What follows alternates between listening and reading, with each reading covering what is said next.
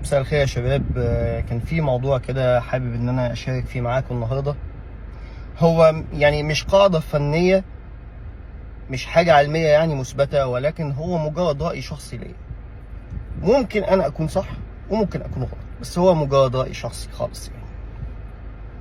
عايز اتكلم عن موضوع العرب الغنائيه.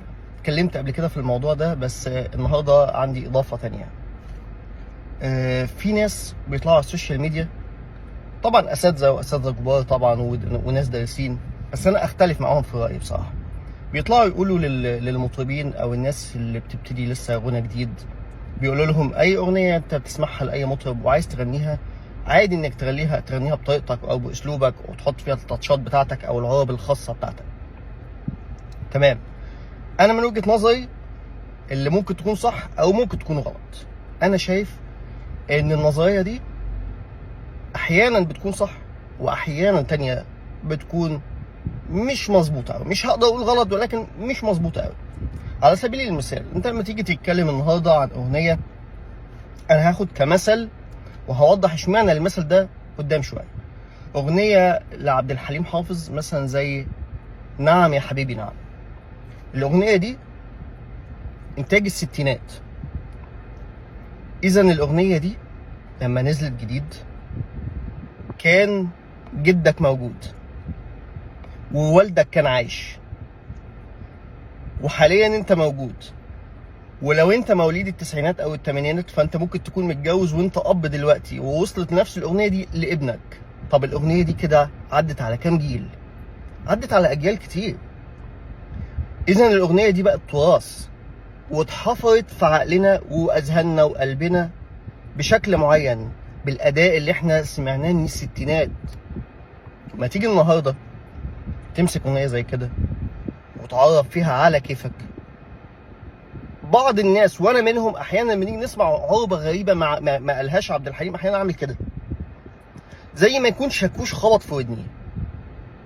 عايز تعرب كل الاغاني الحديثه، امسك اغنيه حديثه وغنيها بطريقتك واسلوبك. لكن الاغاني التراثيه دي او الناس الاغاني العمالقه زي ما بنقول، عبد الحليم وام كلثوم وفريد الاطرش، شاديه، نجاة، فايزه، دول بقوا تراث يا جماعه.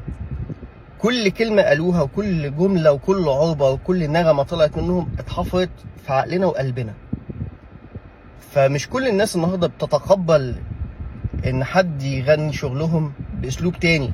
احيانا بيبقى صعب شوية على ودن المستمع ان هو يتقبل شيء زي ده. طب ارجع بقى للنقطة الاولانية اللي اتكلمت فيها. اشمعنى عبد الحليم بقى اللي انا اخدته مثال؟ عبد الحليم اخدته مثال لان عبد الحليم كان مشارك محمد عبد الوهاب في شركة صوت الفن. فالنهارده لما كان بيجي محمد الموجي يعمل اغنيه لعبد الحليم، كانت اكيد بتعدي من على ودن عبد الوهاب. طبعا يعني انا مش انا اللي هشهد عن محمد عبد الوهاب يعني، وان هو قد ايه موسيقار عملاق يعني. فلما كانوا بيعملوا البروفات والحاجات دي، لو كان محمد الموجي كان شايف ان ينفع هنا تتحط عربه، كان قال له حليم لو سمحت الحته دي ممكن تقولها بالطريقه دي. عبد الوهاب لو كان شاف حاجه كان جه قال له يا حليم انا شايف ان الحته دي تتقال كذا احسن من كذا، هتبقى افضل، او حط عربه في الحته دي بالشكل الفلاني هتبقى احسن. تمام. طيب هتيجي النهارده حضرتك بمجهودك انت الذاتي تخترع عربه على هواك؟ لما عبد الحليم ما قالهاش، محمد الموجي ما قالوش قولها، عبد الوهاب ما علقش، يعني لو حضرتك اعظم من الثلاثه دول خلاص يعني حط التاتش بتاعك براحتك. بس اللي انا عايز اقوله ان الراجل ده عبد الحليم كان بيشتغل وراه جيش، وجيش كبير مش صغير، واساتذه كبار. كل الملحنين اللي كان بيشتغل معاهم محمد عبد الوهاب، محمد الموجي، بليغ حمدي، كمال الطويل، واسامي كتير، واحمد فؤاد حسن قائد الفرقه المسيه، وكل اعضاء الفرقه المسيه كانوا ناس دارسين وكانوا ناس كلهم اساتذه يعني. لو كان ينفع تتحط عربه او تتحط لمس كان قالوا له، كان الجيش اللي ورا ده كله كان نبهه، كان قال له. بس فهي دي وجهه نظري اللي ممكن تكون صح او ممكن تكون غلط. انا بعبر عن رايي الشخصي، ودي مش قاعده فنيه مثبته يعني، مش حاجه يعني تدرس زي المقامات الموسيقيه مثلا. انا بعبر عن وجهه نظري الشخصيه بس.